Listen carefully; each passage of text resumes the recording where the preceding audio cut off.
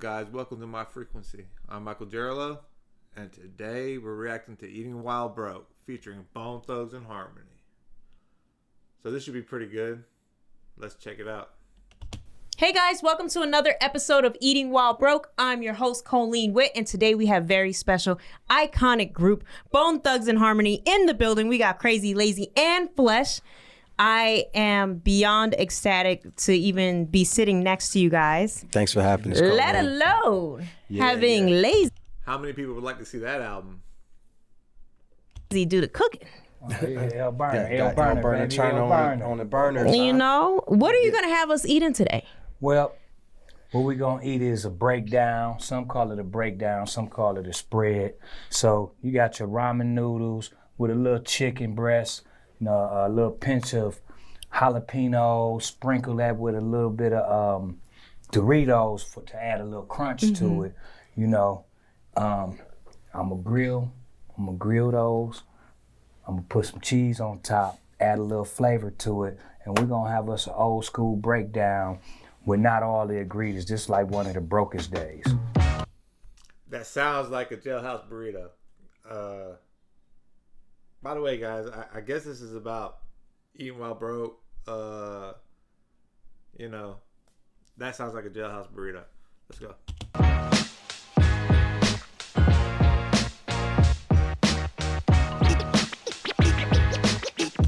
I never seen this show. Oh look, Neo. I never seen this show, and I haven't seen this episode. So. Eating while broke.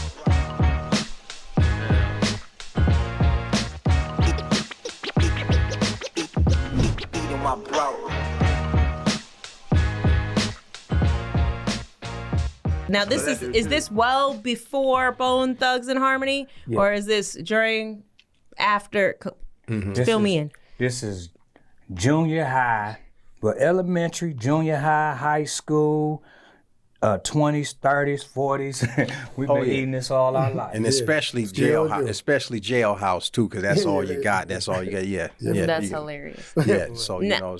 Now, when you're cooking this dish, I'm really curious to, when you're cooking this dish on this show, if you are thinking about your milestones that you have reached from cooking this dish, because you guys have a lot of stuff you've done. You have Biggie, Easy, Tupac, collaborations, Mariah Carey. Right. You know, we got to touch on all these topics, but I want to know all the behind the scenes. I don't want to hear anything you guys said during any other interviews. I want to be in the kitchen with you guys, and I'm hoping you guys could spill the tea. Lazy, you get on the cook. Okay. You start cooking. I'm gonna turn this on and boil this water right here. And take me back to probably the OG original time you started making this dish. Well, I started making this dish as early as I can cook. You know, we started cooking noodles very, very early. You know, so from the beginning. We about to find out some real shit. I hope this is an interview, not like all the rest, if you know what I'm saying. Man, you want to elaborate? I mean, you know, we was That's all we had. That's all you had when you was coming up. Even, you know, 5, 6 years old, coming up out that rooter, man. Coming out that rooter and everything. You know, we was What do you mean rooter? Yeah, from the rooter to the tutor. Okay, you know, got it. from the very, very, very beginning. You know, Okay. sometimes, you know, because sometimes even as a little G, all you had was something that sometimes you didn't have hot water. Sometimes you gotta eat that motherfucker. Oh, excuse my French, y'all. Sometimes you gotta eat it, just put the water in there or whatnot, and let it soften up, and then go with it like that. Sometimes you didn't have the chips. Sometimes you definitely didn't have the breast, and the ingredients to go with it. Yeah, you would have to put the top of the lid over there and just let it just simmer down in warm water, because the noodles, you know, the longer they sit in noodles, noodles sit in water, they swell, they get soft. So, you know what I mean? So sometimes we didn't have the heat because we ain't had gas on at the crib.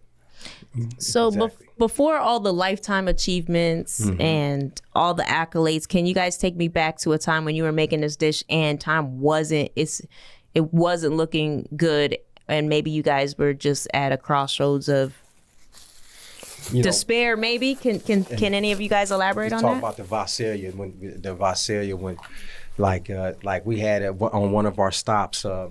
We had a stop when we were coming out here.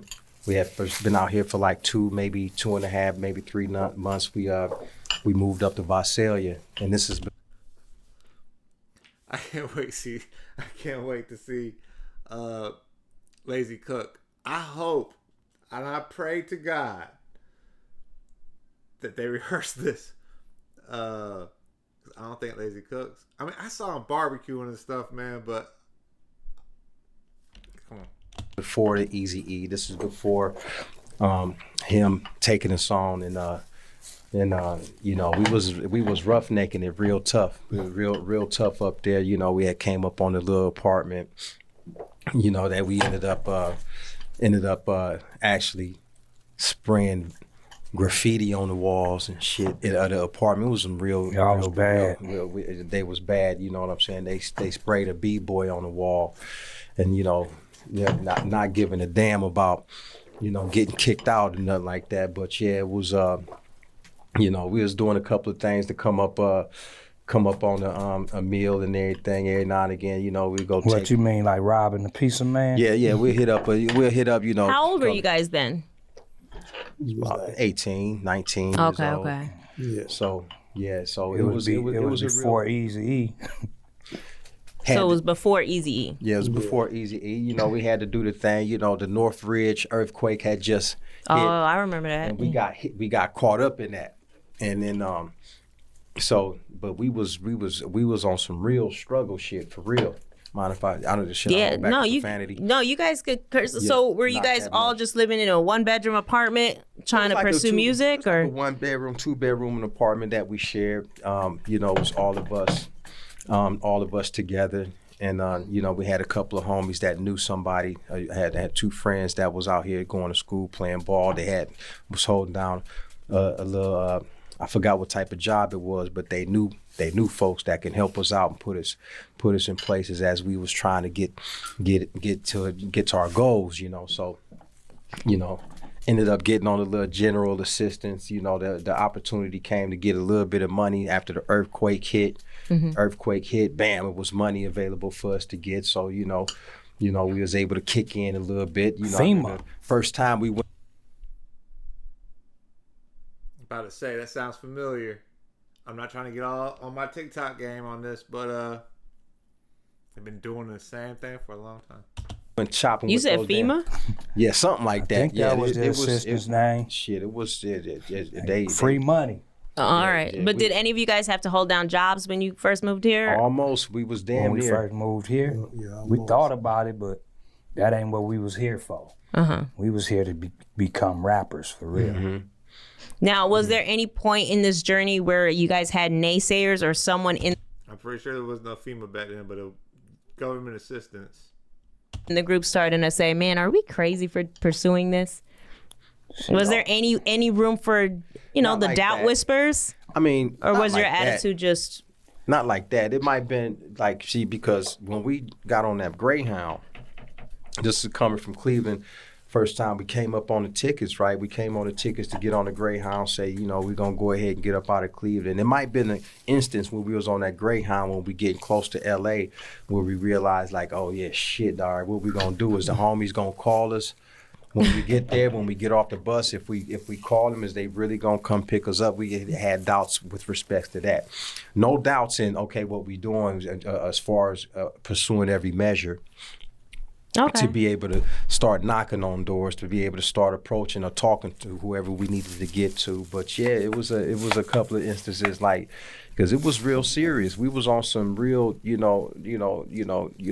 have food this day to the next. You know, that was a long 3-day bus ride out here. So, you know, we might have had I a love little that you bit of guys were on scratch. the Greyhound. So did. how long till your next?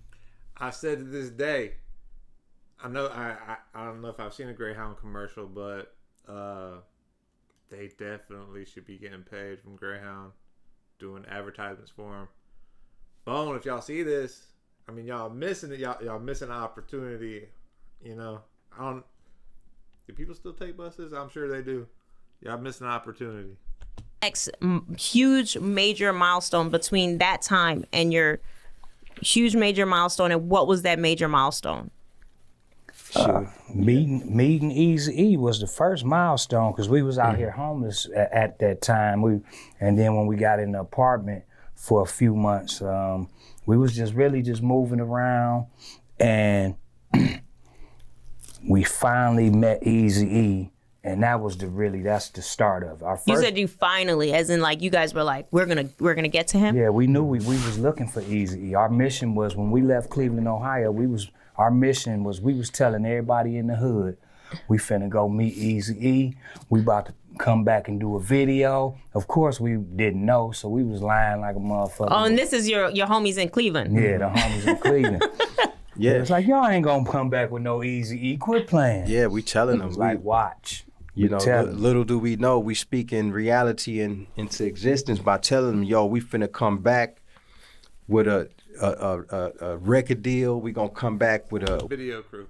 See, I'm gonna continue to watch him, but I noticed that maybe I'm wrong. They don't really want to talk about before too much. I feel like they got off the question a little bit, but there I go.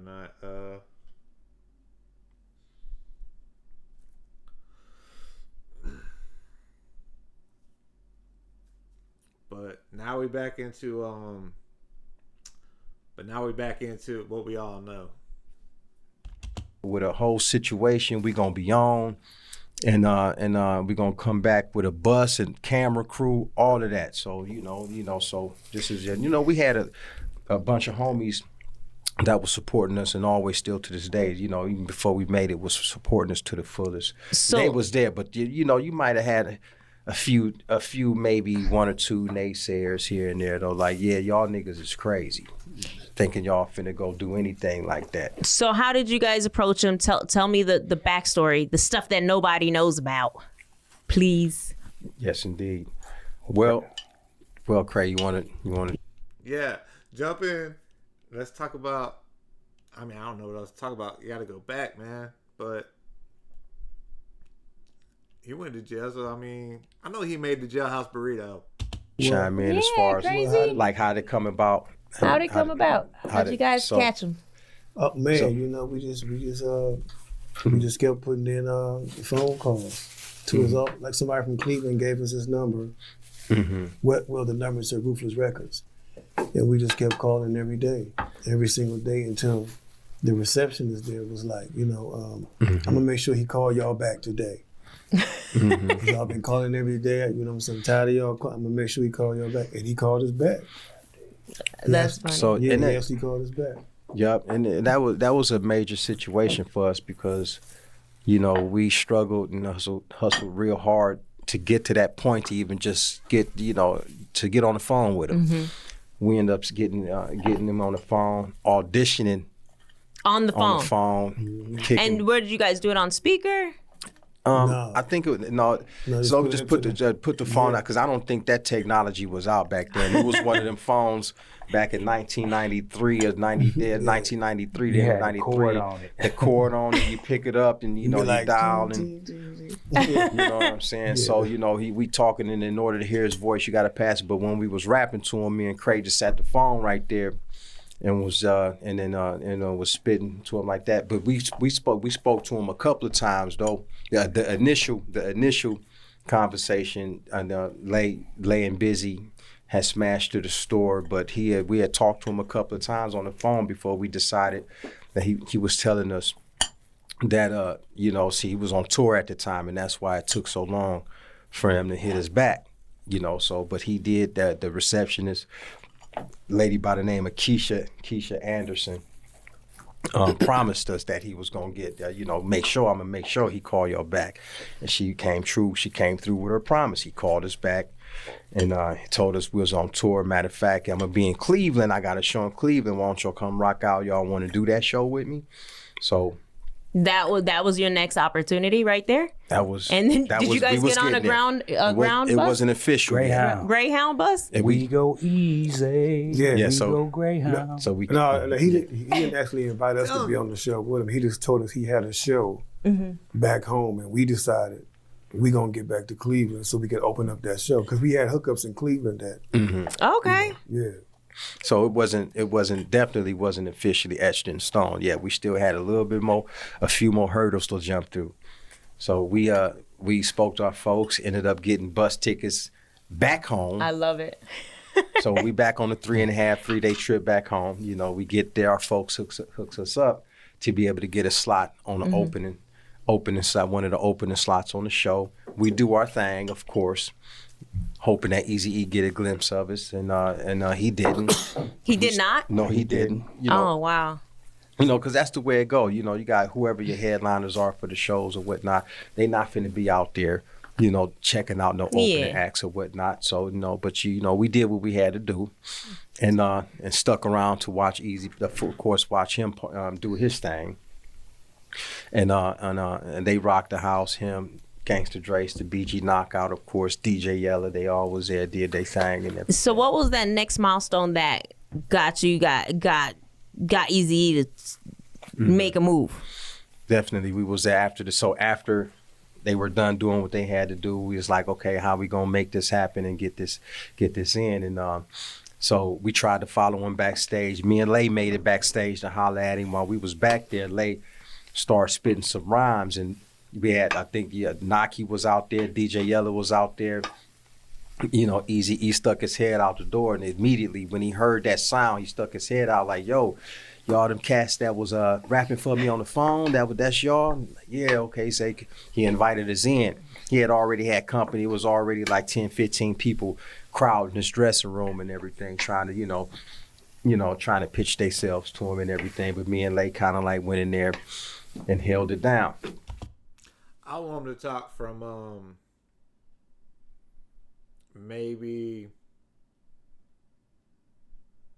either from like Resurrection to now, what's going on, or after Unify till now, and what's going on and why it's been so long since we've had an album of that, you know, caliber, major label type thing. Talk about that. And while we was in there with him, I was in his ear the whole time, like, you know, we got that mojo. I mean, we got that mojo right here. It's this next big thing right here. And, you know, it's niggas in there, you know, trying to talk they shit, you know, spit their game and all that, you know, but we came out. I guess, you know, he was interested in us. He definitely was. So take me to that first session behind the scenes. What was going on? What was it like working with Eazy-E? Mm-hmm. You sure you don't want another pack, Lazy? Yeah, I need that other pack. Oh, yeah. He's acting like he's cooking for one. He's cooking for all of us. Hey, look, we'll be fighting over this one pack around here. No, we actually could use 3, but I'm cool like with literally 2. taking in this moment. This is such a cool moment for me right now to see you cooking. It's just this whole moment. Okay, go on. Yes, I smell it. All right. I'm just making. Did I see you put Lowry's in the water for? Yeah, you see it in the water just a little But you don't think there's enough salt in the ramen seasoning? Nope. Okay. So take me to that first studio session.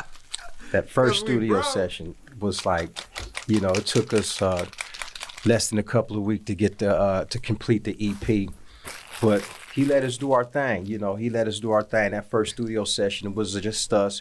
He had producers in there. And, I wouldn't put that so close to the stove. I wouldn't. Sorry. Here, give it to me. He had the producers in there. My homie DJ Unique and Kenny McLeod. We had ideas on how to spit the beats and everything. Not spit the beats, but tell them the sounds that we need to, on what to produce on, how to make the sound come out on the track. We would let them know, yo, do this, play this sound, do it like this, and they would come up with the track.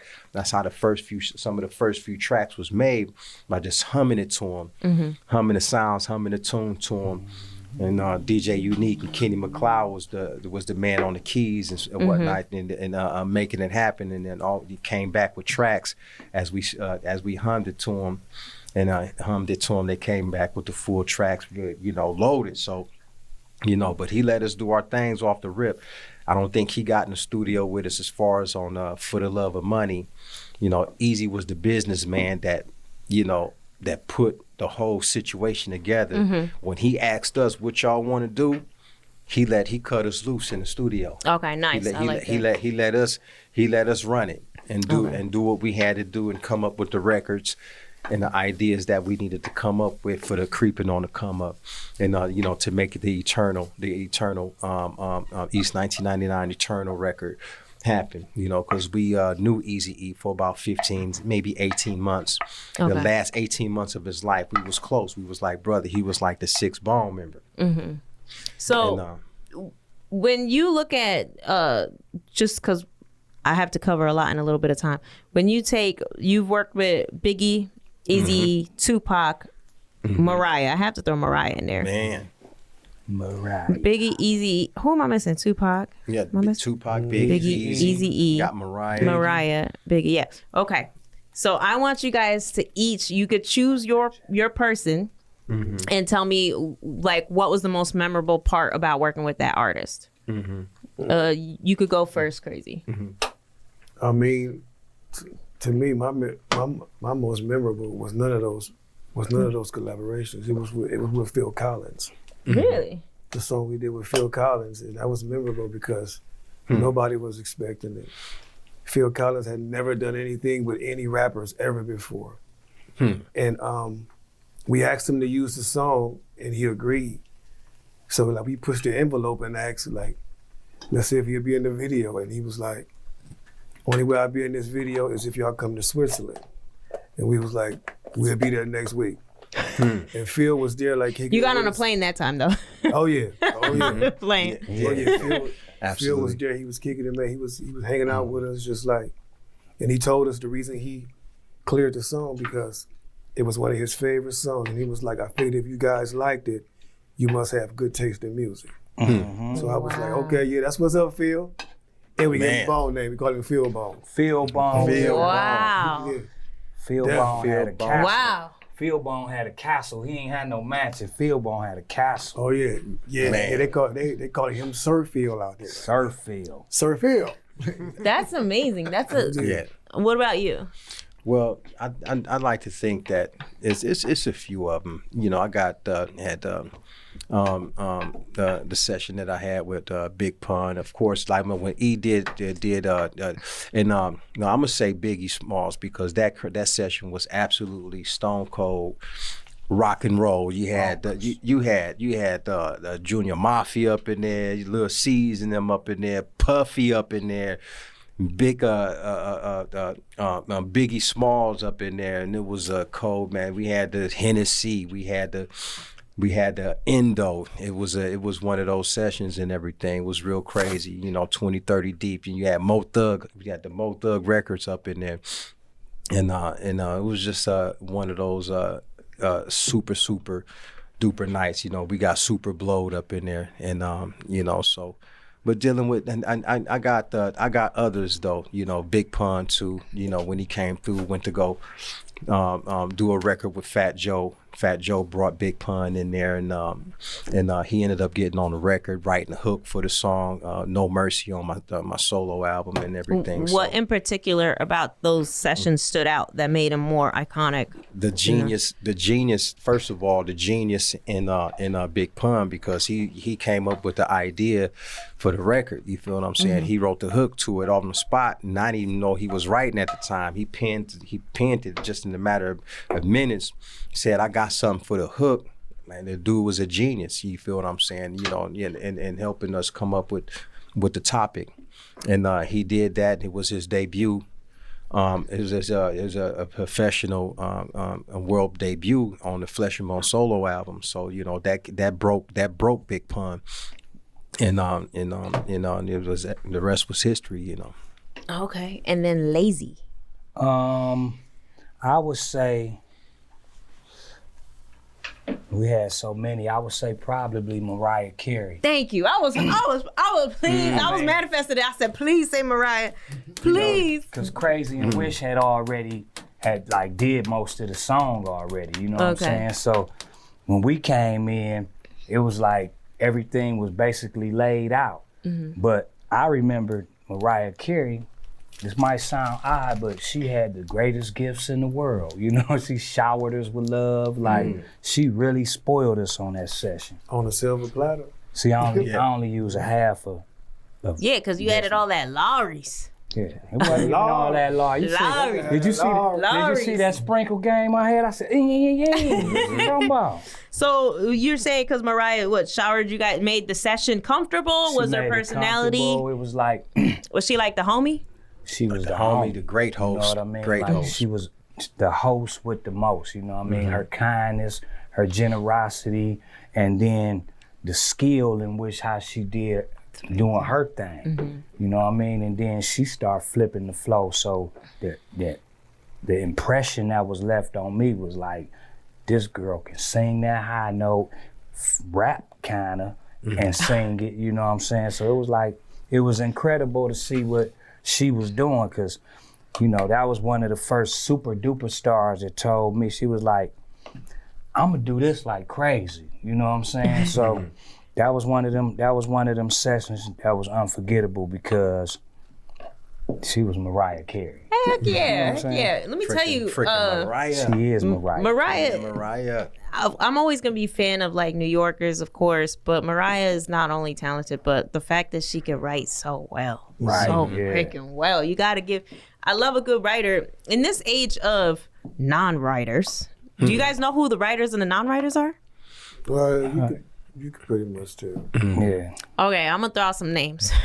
This is gonna get crazy. Okay, Drake. Come on, don't break my heart. Writer. Writer? Yeah, Drake. Some people have been debating whether he is writing his lyrics. Let me tell you something. Some of these cats, some of them, you know, got sometimes they got writers. Both though. Yeah. You've heard both? But I kind of see it like this. Like, if he got a group of people that he hang with, a producer he deal with every day, he probably writing his raps and being dope with it, you know what I mean? But if it's homie, that's like us, we in the group.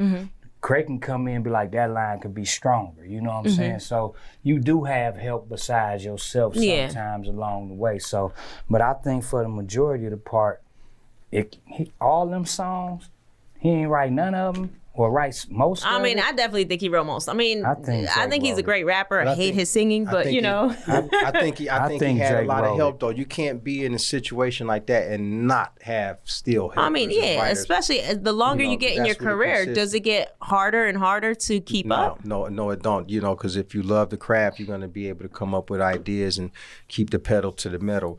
But that's not the knock. Like cats, like, you know, you're gonna have people that present ideas. You know, you're gonna, and even as an artist, you're gonna want to welcome sometimes, you know, different motherfuckers that if they got an idea, something for a record, let them shine. Yeah, I just want to point. Now we're getting into the nitty gritty.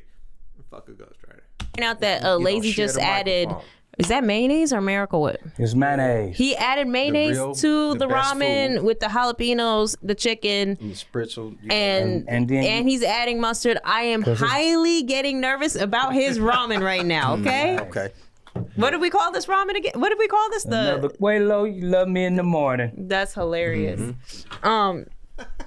Okay, so let's see. Who else can I throw out that is controversial? Well, I've already asked this question before, but I've gotten answers. Cardi. I love Cardi. I think she write a little bit of her stuff, but I definitely think she got a team. She got a writer. Yeah, she got a good writer. Yeah, she definitely got it. You know.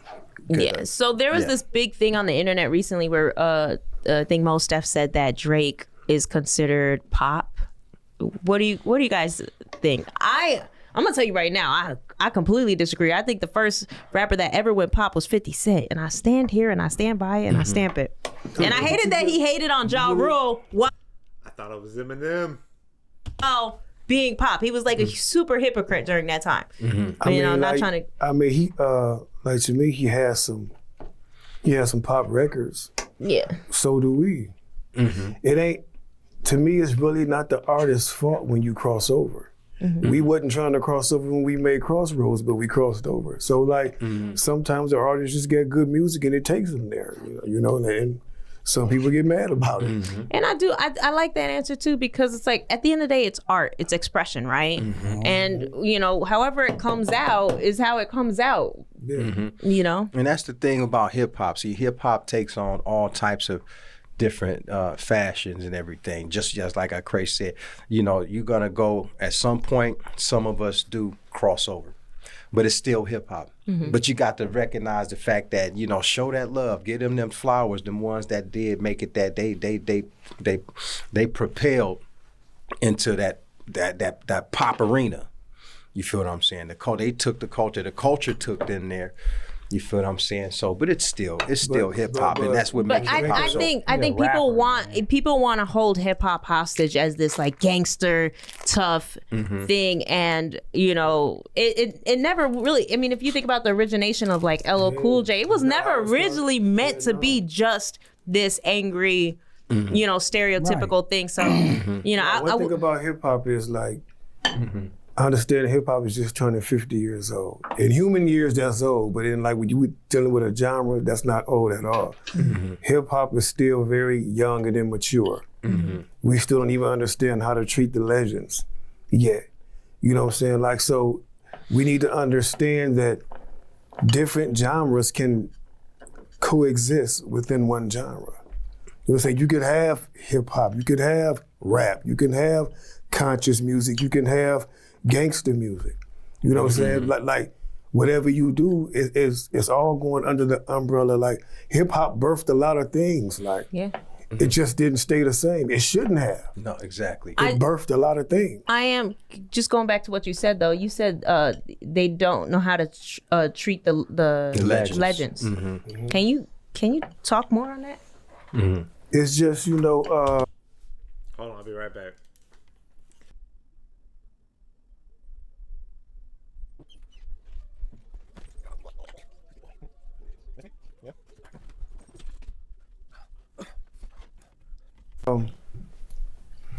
Take sports for instance, like, or other genres. You never hear country artists disrespecting the ones that paved the way for them. You never hear rock and roll artists disrespecting the ones that paved the way. R&B, today you may, because it's a different kind of R&B going down, but like, you never hear that. Like, so why, like, that's something that needs to stop because it's really immature. It's really immature if you think about it, like, because this world is big enough, this industry has grown, it's big enough for everybody. Yep. It's a new artist that I've never known. They got 1 million followers every day. I'm like, where this nigga come from? But it's big enough for that. You feel me? That's an interesting take. If you think about it, because you don't hear other genres attack each other. Never. Now, do you think in hip hop it started as a publicity stunt, or because I know you guys did all the guys that were like beefing at some point? You had all of them. No. Well, battling battling is fun. Yeah, that's part of hip hop. Yeah, that's part of hip hop. You know what I'm saying? But like when it goes outside of my lyrics versus your lyrics, right? You know, to what a I'm disrespectful, like I'm gonna beat you up in the streets type. And just like the respect at some point, like period. Like I've heard some artists say things about Tupac that they didn't even have to say. Like, okay, if you don't listen to Tupac, that's cool. Why disrespect this man and he's dead? Yeah. You know what I'm saying? Like, you know what I'm saying? So if you don't like him, that's cool. Like I don't like a lot of these artists out right now, but you don't hear me on the. You know I 100% with you. You know what I'm saying? So it's like, but you respect them because these people is out here. You know, they feeding their families. You know, they could be doing way worse things than like doing what they doing. You know, so I don't never hate nobody. You know, if you make it, you made it for a reason. What keeps you guys strong together for so long? But the brotherhood, the relationship that we carried all these years, you know, being best friends. We best for Lazy and I wish Lazy, my little brother, wish my cousin Cray. We've been knowing him since like 7th grade. And of course, Busy came into the fold. He was about maybe 10, 11 years old, maybe 12 years old when we first met Busy. So the brotherhood has been there for a long time, more than half our lives. And do you think the cooking has gone on? What are we at? 30 minutes for ramen burritos? The breast was the only thing, the chicken breast. Are they bullshitting the food?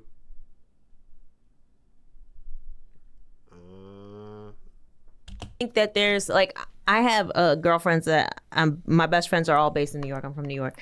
Then there's like I feel like what keeps our relationship so strong is that there's an unspoken moral and ethics to the relationship where it's like certain boundaries, it's not spoken, but we just don't cross them. Do you think that that level of respect and integrity is what keeps your guys' relationship strong? Yeah, Absolutely. It's the respect for one another, the respect for what we bring to the table, the love we have for God. You know what I mean? Because we understand these these songs, these milestones, as you said. We understand these to be blessings. You know, because we come from ramen noodles. You know what I'm saying? We come from a place where having things and being fortunate to have what you, not what you want, but what you need, being fortunate to have what you need, that we wasn't privy to that all the time. So if he can contribute anything to me that make me stronger, you know, or he can contribute anything to me, it's like the iron sharpened iron. You know what I mean? And we understood that. We always understood that we were stronger together. We knew we was dope apart. But when we came together, the crowds got bigger. We saw that. When we came together, like when we helped each other in the studio with the method of writing, you know what I'm saying?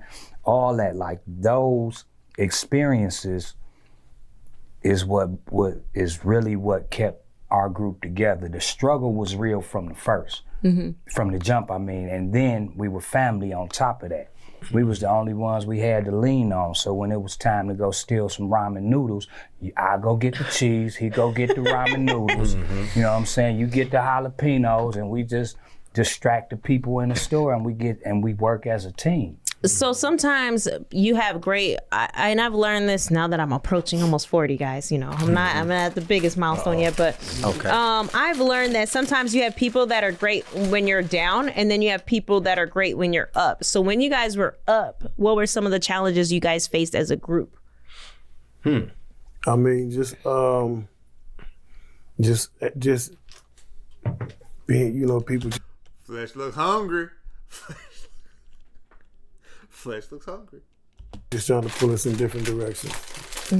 Basically, you know, like, and you know, we had a lot of stuff going on. Like once the solo album started and we started having solo careers, it was hard to pull us back together because, you know, everybody was doing something at the same time. But we always realized, you know, that we had to come back and make sure the home base was cool, which was Bo.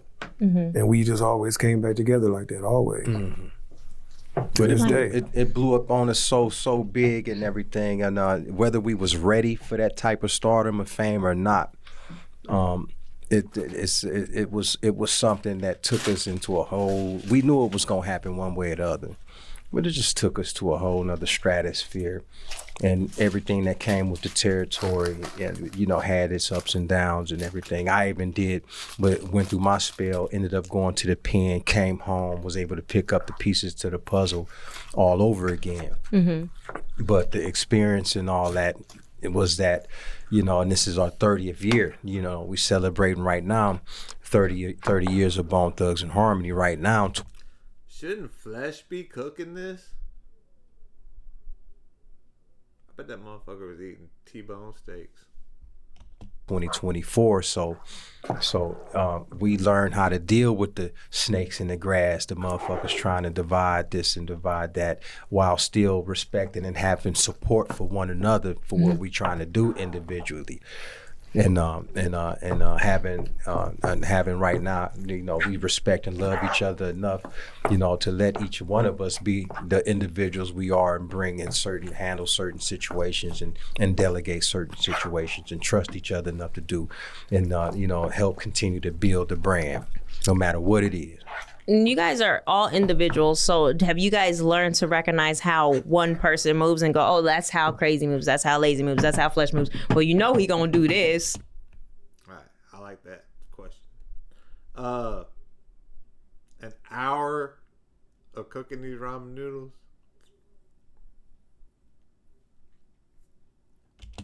You know, and it's more of a love and acceptance versus aggravation. I think in the beginning, it was aggravation because we was together 24/7 for about 10 years straight. You know what I'm saying? And then it became, you know, we start understanding each other individually and how we move, like why his characteristic complement mine, or why, you know what I'm saying? So yeah, it became a respect thing because we went from teenagers moving 1,000 miles per hour with all these different changes, people whispering in your ears, telling you this and telling you that. You know, we went through these things, but at the same time, the respect was there, you know? So once we got grown, start having kids and start seeing how we move differently from Ask Lazy about albums. I want to know why he used to say albums. Got all these albums coming out. I want to know. each other. Then we knew how to respect, you know, each other's moves. Now, I know some of you guys are dropping solo albums. When you guys dropped solo albums in the past, was there any, I feel like I'm really I don't want to sound like I'm tearing you guys apart, but I really, when I think of relationships, they're so complex, so I have to touch on these things. But is there ever any rivalry going on when there's solo projects? No, I think we support each other 100. We've always supported each other 100% in all of our endeavors when it comes to that. You know, even though I was the first one to kick it off with the solo ventures, and I had the support of my brothers. We feature on each other. You know, whatever the case may be, we present. You know, we produce each other. We produce records for each other. We produce it. You know, we give each other's concepts. So when it comes to our individual tracks, hey, we there. We in each other's corner. Yeah, I'm just looking over at Lazy, and he's fully chefing it. I went heavy on the jalapenos, Craig. Okay. Man, I put too many jalapenos. No, I saw you dicing them and dicing them and dicing them. You can't never put too many jalapenos I'm just in that shit. Because I know Craig don't want that shit hot like that. I don't like it hot either, Craig. Craig, why do you keep moving so far away from me? Trevor, is he even in the shot? You know what? This meal is ready. All right, let's start. Yeah, we're gonna judge it. All right. His noodles look soft, everybody. He was literally like. Okay, he may have stopped boiling them and shit. They didn't do the jailhouse burrito. That's what I thought they were gonna do. I wish I hope the camera caught how into your cooking you were. You look like you, in another life, you wanted to be a chef. Hey, in this life, I still want to be a chef. You might just want to taste around one time. Okay. Yeah. I'll take your bowl. I could eat the whole bowl. Yep, here's another bowl. Hilarious. Yeah, so y'all be eating hot stuff. Nose be running. I don't like all that. I don't like it either. You say the nose be running. Yeah, man, I like to eat my food So and yeah, enjoy this it. is the taste I hope they're brutally honest. tester. Here, I'm gonna try That's this. because I'm usually. Oh, you know what? I think it's the used right to here. add Let me more, get your spoon.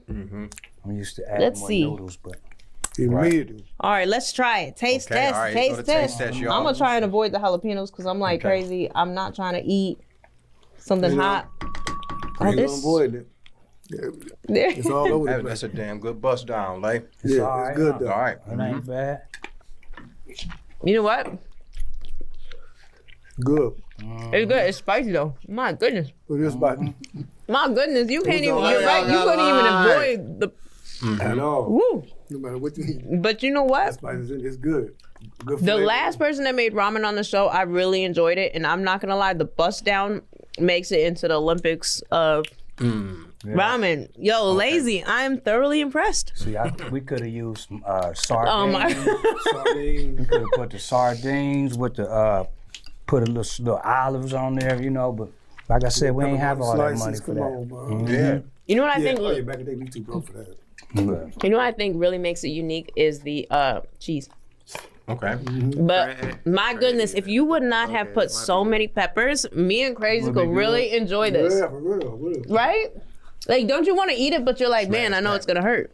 Well, y'all know if y'all pretty want damn none, it's good. more for me, right? You guys are hilarious. So let's talk upcoming projects. Yes, right now I have a solo EP out. It's called Living Legend. Out on all streaming platforms. Make sure y'all go rock that. And Lay has I don't think I listened to it. An album out called Hypnotic Rhythms. That's on all streaming platforms. I heard it. We just leaked a brand new Bone Thugs and Harmony single to the radio today called All Shit. You know, we getting ready to go to the studio with Craig. Oh shit. I'm gonna have to look it up. To Yeah. jump on Yeah, a project that you have cooking up. a project coming out in April called Chasing the Devil. Me and Crazy will really enjoy this, Yeah, for real. Next day, bro. right? Like, don't you want to eat it? But you're like, man, I know it's gonna hurt. Well, y'all know if y'all pretty want damn none, it's good. more for me, right? You guys are hilarious. So let's talk upcoming projects. Yes, right now I have a solo EP out. It's called Living Legend. Out on all streaming platforms. This was Make sure y'all recorded a go while rock ago. that. I take it. And Lay has a album out called Hypnotic Rhythms. That's on all streaming platforms. We just leaked a brand new Bone Thugs and Harmony single to the radio today called All Shit. You know, we getting ready to go to the studio with Craig to jump on a project that You have cooking up. a project coming out in April called Chasing the Devil. Chasing the Devil. Chasing the Devil, yeah. It's actually a follow-up to one I already did. I did a volume 1, this is volume 2. Chasing the Devil is basically talking about how people are literally chasing the devil, but they don't even know it, you know what I'm saying? So, yeah. That's what's up. I feel like the world we live in now, people are chasing the devil, but they're almost proud of it. Exactly, talking about that too. Like, they are literally like, Exactly. yeah, I'm doing it, and yes, I know. Oh, yeah, the devil mainstream now. No shame. So, yeah, he mainstream now these days, for sure. Do you guys, That's a twist. you guys hear about the Illuminati and all that? Yeah, but And- I don't really get caught up in the Illuminati because this is how I look at the Illuminati. Is it real? That's all I want to know. This is how I look at it. I mean- if it was, they ain't invite no niggas to it. Yeah. Period. And they They ain't invite no black folks to it. So all these people are talking about this Illuminati. And how come whenever black people get money, they just can't earn it? Why does it have to be tied to the Illuminati? We don't say all the, you know what I'm saying, all the other people that get rich, all the other colors, we don't throw them to the Illuminati. No, we say they're hard workers and they work for their money. So why is it different when we blow up and be real successful in what we do? All of a sudden we worship the devil and we join the Illuminati. It's propaganda. Yeah. It's what it is. And you know, you got to understand that the most of what you're seeing out there, cut the damn TV off, man. Cut the damn news off. Cut that shit off. And learn how to dial in. And, you know, challenge yourself to put your goddamn phone down, you know, for a while and just sit there in silence for maybe 5 minutes. But yeah, it's the propaganda out there, and they come with one boogeyman after the other, it's a mind war, it's an information war. It's like it's information on, it's a battle for the mind, it's a battle for the heart. And yeah, we know God is real, the devil is real too. And you gotta know how to balance yourself with respect to what you gotta do. You're gonna succeed, but you're gonna put together a podcast. Are you gonna put together that podcast or not? Are you gonna put together, do what you need to do for your family or not? Yeah. And you know, just because you make it over the top, like Craig say, that don't got no, you know, whatever this Illuminati shit is, F them, man. You make your own Illuminati. We are on Illuminati. Yeah. Because they trying to stop you from doing what you gotta do. What is something that With the propaganda. someone wouldn't know about you guys based on your music? Like, what's a fun, like something like what is something I would never know about Lazy? I mean, Besides that, he's a good cook. I want more, but why? You could put more in my plate. the jalapenos. It's just did so you many, wrong. right? Yeah. It's so good. But yeah, what is something that we don't know, we wouldn't know? Well, that I pray all day, every day, all through the day, while I'm driving, while I'm in the shower. People don't understand about me, you know, that my main thing and my main purpose in life is family. You know, because I'm a host most of the time, so you might see me partying, greeting, hollering, clapping hands and all that, but really, I take so much time to myself to calculate them thoughts after I do all that. I take my time, sit back, analyze, and I spend a lot of time in Told y'all thought. Flesh was hungry. So I heard that the difference, what an introvert is someone that can still go out and shake hands, but after they shake hands with people, they kind of get drained and they need that time alone. Would you say you're more like that, or is just maybe not? It's not an introvert. Now, I'm not an introvert. Okay. I'm outgoing than a motherfucker. But after that, I understand that I need to recollect what I'm. You see how Lay is cleaning up after he cooked? I bet he a clean and go type of dude. I really like that. Doing and where I'm going, you know, so I take a lot of time. I plan. I plan everything, you know what I mean? I think 5, 6, 7 years down I've been thinking 6 years down the road since I was 6 or 7 years old. You know what I mean? And that's one thing I don't think people would know about me because I'm in He ain't the only one that thinks years down the road. the mix. Now, they probably don't know I'm a mastermind because I think a lot.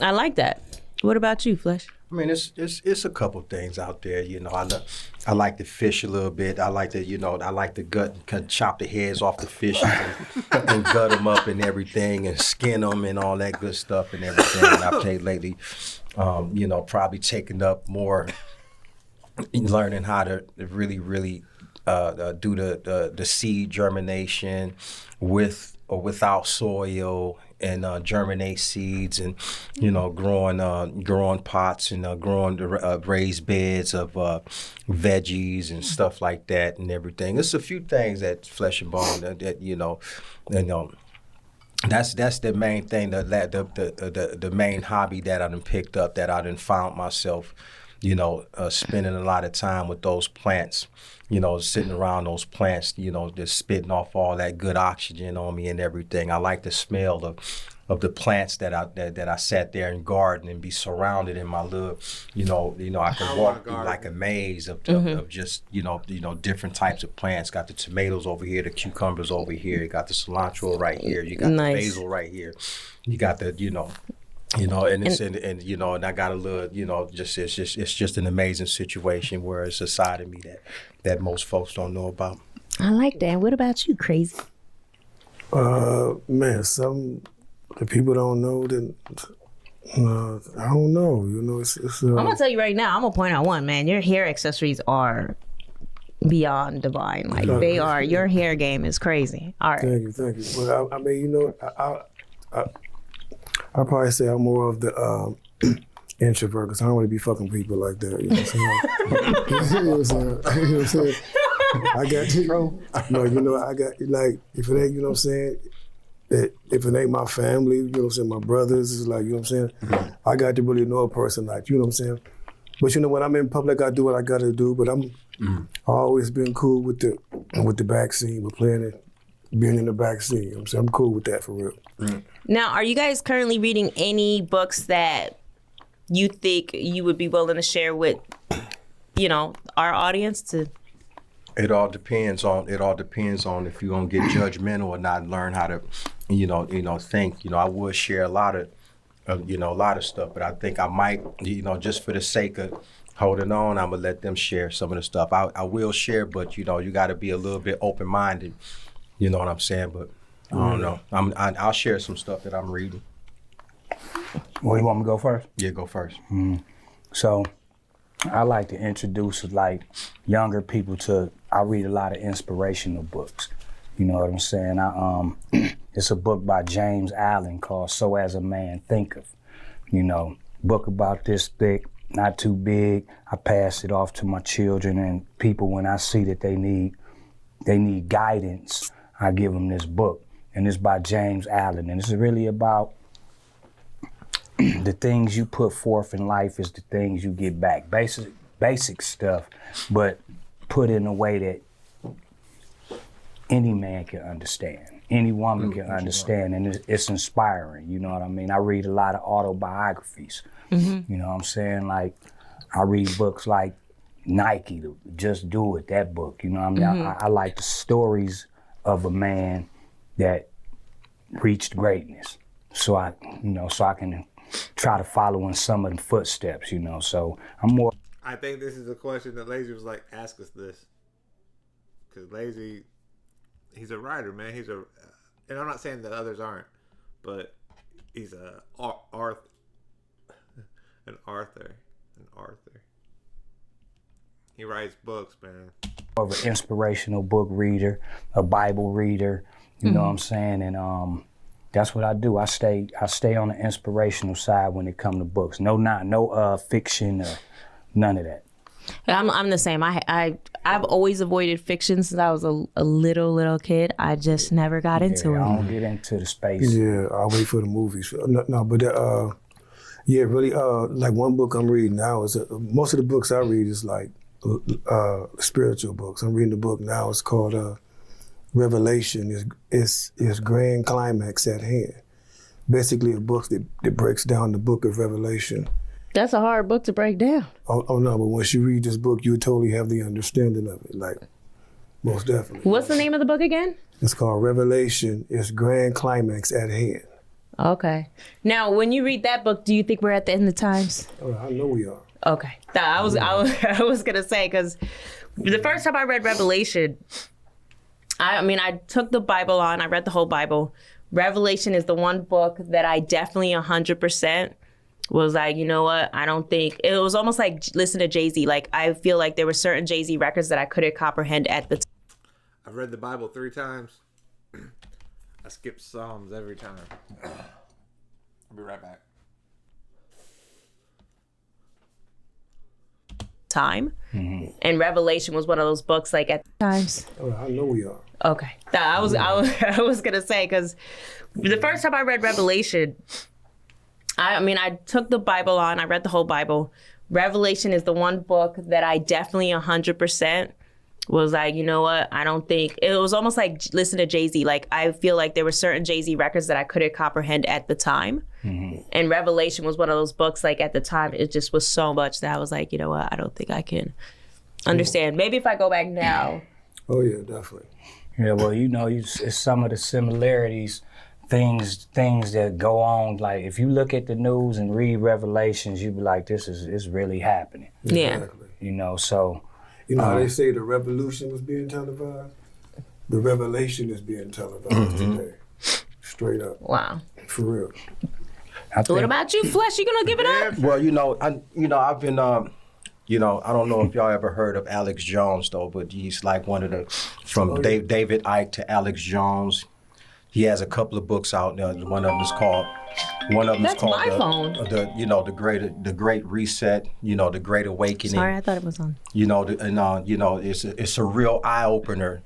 When it comes to certain things that's going on in the world today, in the country today, the Great Reset, as far as what's been going on in the world, what they're trying to do as far as setting up a new system, and which Revelation talks about. I've been real heavy into the Bible and the Revelation portion of the Bible, to be exact. And there's another author.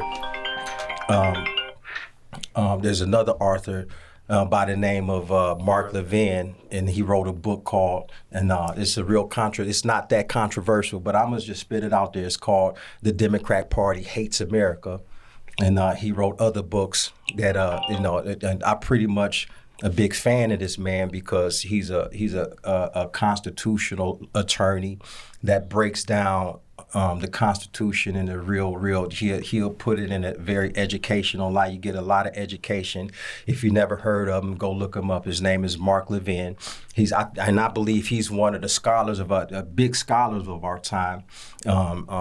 He wrote books like called The Men in Black. And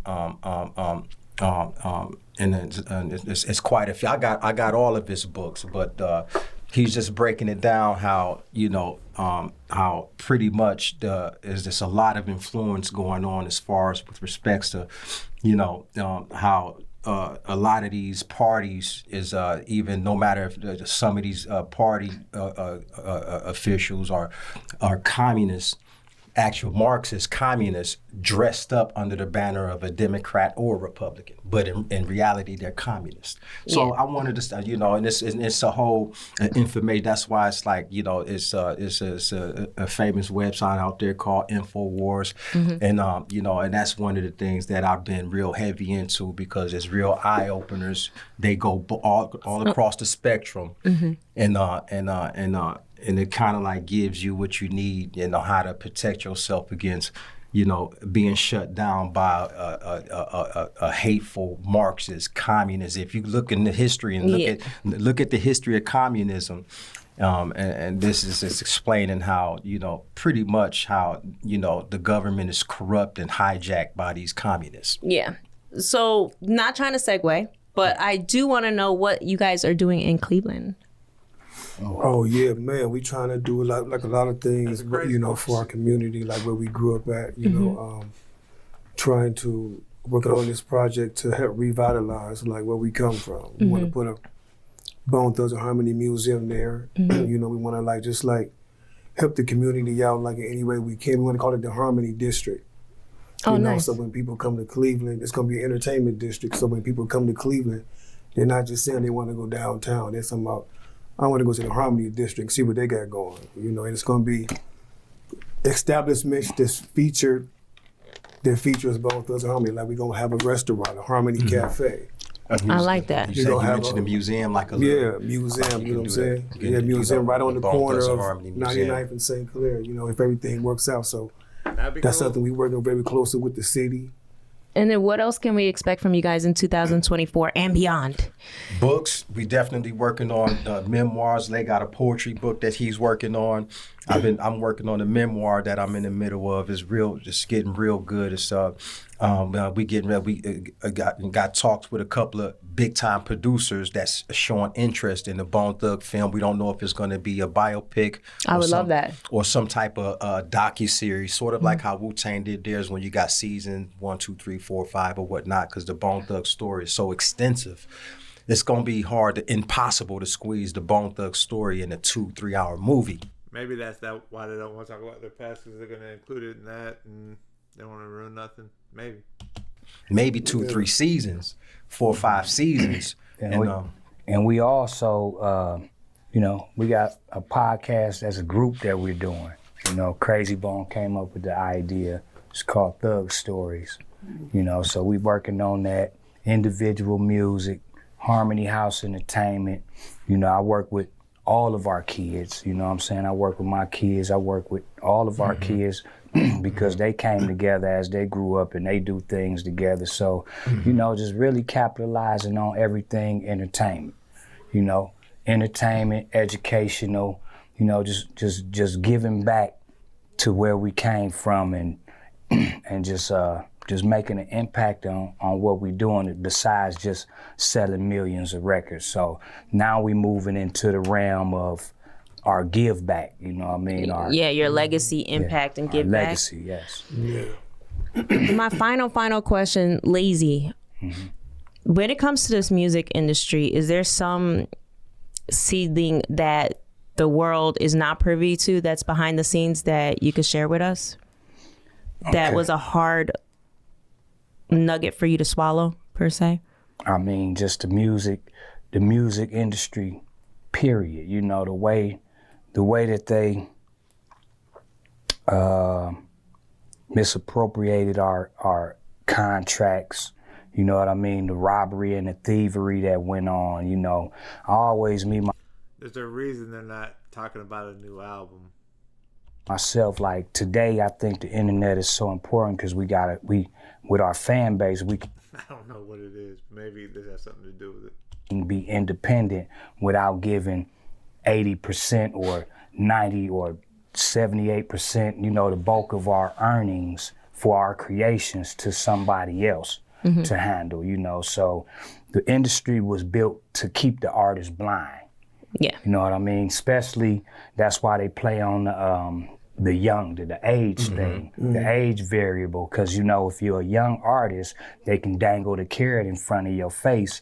And when you have nothing, it's easy to go for that carrot. But as an adult, you know what I mean, the more knowledge you have, you don't fall for those tricks. So they put an age stipulation on you. Oh, you got to be this age. But Killer Mike just proved you don't have to be a certain age. You know, Adele, she proved, you know what I mean? So it's these different tricks that they play to rob us, blind us, keep us ignorant to the fact on the contracts, you know, and that's what I disliked about the industry. So we really had it rough coming up, because we learned through our own mistakes signing wrong contracts. So we had to get educated ourselves.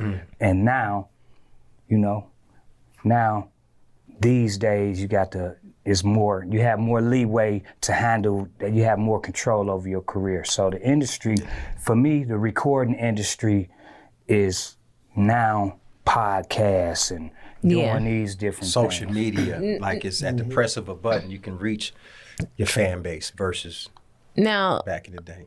Crazy. My question to you would be, now coming off of what Lazy was saying, would you say you feel at times it could be harder to market, because now you've gone through all the genres of how music is marketed and distributed and bought and sold, and you've seen the record label side, but now you're entering the new world of the digital side with social media and what contracts to like numbers that are impressive or what have you. What would you say is the pro and the con of dealing with music in this new age as going independent? I mean, you know, I mean, kind of like what he said, you know, like it's, they try to paint this picture that, you know, like we're washed up. We just all of a sudden forgot how to make good music, you know what I'm saying? And that's how they treat us, you know what I'm saying? Just like you said, because we older and they don't want to have those conversations with us about business because they know we know what we're talking about now. But now going independent, do you feel more liberated or do you feel more pressure going independent? No, I definitely feel more liberated because, you know, like, it's like, again, we understand the business. We understand what we need to do to go around that. You know what I'm saying? I just got an offer from a record label, you know what I'm saying, asking to put my album out, and what they're offering, I'm already doing. So I'm like, why do you need them? Why would I give you my album when I'm already doing that? You know what I'm saying? So, oh yeah, no, it's definitely liberating, especially when you have the fan base that we have, you know, from all the work we put in. It's very easy for us to maneuver around this system now. Because, you know, like once we bring our fans to the internet, we have them at our grasp now. Yeah. So now when you guys collectively as a group are together, would you say you make more, I had to talk financials, more money on the publishing side or the tours, the shows, or the actual record sales? I would say we make more money, period. Yeah. Because now we own. You own all of the back? The money comes straight to you when you're doing the shows versus how I did. First, it has to go through the record company. All the money goes to the record company first. Today, we are the record company. But do you guys own all your publishing and everything? Yeah, your own catalog? We have our own publishing. Hey, that's we own our publishing. And we're soon to own our masters, you know? Yeah. And that's another thing about the record company. We gave something we created, we got to fight 30 years later to get control of. You know what I mean? But once those things revert back to us, now we're independent. We re-release our music. We license our music. Our publishing belongs to us. You know what I'm saying? So, but that not in the beginning. In the beginning, it wasn't like that. Now, what does it take to own your masters apart from owning your publishing? Well, I know we're going over. We really only got a couple minutes. When you either, depending on what type of deal you got, you either own a portion of the masters, because the record company always going to own other portions of it, but you do what is called reversion letters, to where you let the copyright office know and the company know that, hey, this letter is to let y'all know that we understand that time is up on those masters over here, and we want full control of it back. So you write your reversion letter to put it in there to get those, and it takes unfortunately, it takes 30 years. And there's another downside of the industry that you got to wait so damn long to get those rights back. But some of us are, able to, have the access to get that done. And now, it's just a ticking time clock right now. But, let me sum it up. Your publishing is the producers and the writers, the actual creators of the content. The other side, your royalties and things like that is off your sales. You know what I'm saying? So and then what's the masters then? And that's the music. Your masters. The music in general. Your masters is everything together. Oh, okay. You know what I'm saying? So when you own that, you have control of your publishing. You have control of what you price your stuff at for record sales. Think of the masters as the overall, not to cut you off though, but just the overall rights of the song. Wow. You have the song, like who owns the rights to the song? It's so to have the ability to license into this movie, this record, this other page, this people over there sample it. Education. Who do you have to answer to if somebody wants to use that? I'm offended. And you guys are almost there. Got couple more years, yeah. Okay. But the letters have been sent. And it's so yeah. So we just got this just a waiting phase right now. Awesome. Well, I just want to thank you guys for taking time out of your hectic schedule, dealing with my toddler, being super nice. So I like talking about behind the scenes because you never know how people are, when the camera's not rolling. So I just want to tell you guys what they're like when the camera's not rolling. They're really cool. They're really nice. And very humble. And Lazy is a good cook. So thank you guys so much for giving me this iconic moment. I will never forget this. Thank you for having us. And I'm glad we all got it on camera. Absolutely. Yep. And then is there any way that fans can keep up with you guys and find out what your latest is? Facebook, official Lazy Bone, the Bone Thugs and Harmony page, of course, official Bone Thugs and Harmony. My website is harmonyhouseent.com. And on IG, I'm the real Lazy Bone. Definitely. Y'all can check me out and catch me at Instagram, Facebook, and Twitter. It's Flesh and Bone BTNH on Twitter. Flesh and Bone BTNH. I got a Facebook, Stanley House on Facebook, but I also have the Flesh and Bone page, Flesh and Bone BTNH on Instagram and Twitter. Make sure y'all give me a shout out, Yeah, my IG is crazy_bone. That's all I rock with. I don't mess with Twitter or Facebook. But and if people DM you guys, do you guys actually respond sometimes or no? I mean, it all depends. Okay. Yeah, and that Bone Thugs and Harmony IG is BTNH Live. BTNH Live, the Bone Thugs and Harmony, the group IG, BTNH Live. So y'all in the official Bone Thugs and Harmony on Facebook. So y'all make sure y'all chime in with us. Yep. Okay. Thanks, y'all. Peace out. How y'all like that grub? That was all right, It was amazing. The buzz down was buzz down. The got me only sweating thing like a is, motherfucker. you sweating from all these peppers.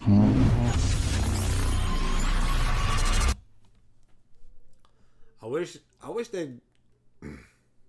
they'd hidden like on stuff we don't know about. I know about 85% of that stuff. I hope y'all stuck with me. At some point, she seemed disinterested.